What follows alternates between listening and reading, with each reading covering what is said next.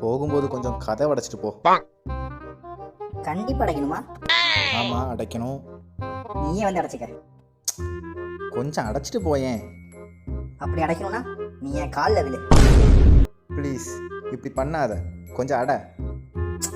காலில் விழுந்து அடைப்பேன், இல்லடா என் பாட்டுக்கு போறேன். வந்து தொலை, விழுந்து தொலைகிறேன்.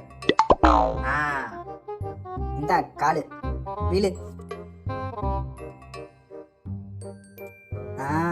விழுந்தா மட்டும் போதாது, தொட்டு கும்பிடணும்.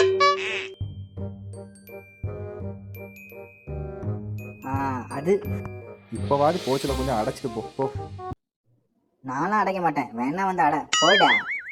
தொப்புள் கொடி சொந்தம் ஒண்ணு தொலைஞ்சு போனதே.